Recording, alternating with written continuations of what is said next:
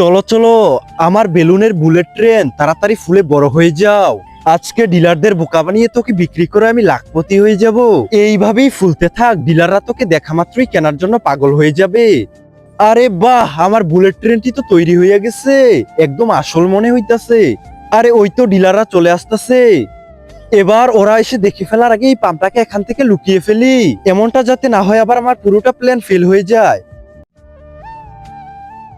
আরে সাহেব দেখেন, ওইখানে অনেক বড় ট্রেন দেখা যাইতেছে। আরে সত্যি তো এই ট্রেনটা অনেক বড়। যদি আমরা ওর কাছ থেকে এই ট্রেনটা কিনে নিই তাহলে আমরা অনেক ভালো টাকা কামাতে পারবো। সাহেব ঠিক বলছেন, চলেন গিয়া দেখি। আরে ভাইজি, ট্রেন বিক্রি করার জন্য কি আপনি আমাদের আসতে বলছিলেন? হ্যাঁ সাহেব, এই ট্রেনটার কথাই আপনাদের বলেছিলাম। এই ট্রেনটাকে আমি ইউএসএ থেকে নিয়ে আইছি। এটা অনেক দামি এবং দ্রুত চলতে পারে। আরে ভাইজি, এটা তো দেখতেই পাচ্ছি। এখন কত হলে এই ট্রেনটা বিক্রি করবেন সেটা বলেন। আরে মনে হয় ওদের কাছে অনেক টাকা আছে, এই ট্রেনটার জন্য এখন 50 লাখ টাকা চাইবো।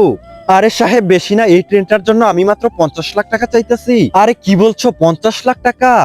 আরে সাহেব, আমার তো ট্রেনটা পছন্দ হয়েছে, মনে হয় এটা 50 লাখেরও বেশি বিক্রি করা যাবে। হ্যাঁ তুই ঠিক বলছিস। আরে ভাইজি, আপনার এই ট্রেনটা আমাদের খুব পছন্দ হয়েছে, এজন্য আমরা পুরো 50 লাখ টাকাই আপনাকে দিব। এই নেন ভাইজি, এখানে পুরো 50 লাখ টাকা আছে। 10, 20, 30, 40, 50। হ্যাঁ, পুরো 50 লাখ টাকা পাইছি।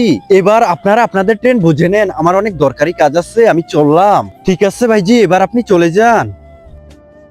আরে সাহেব, আজকে তো ওকে অনেক বড় বোকা বানাইছি, চলেন এখন এই ট্রেনটাকে নিয়ে যাওয়ার ব্যবস্থা করি।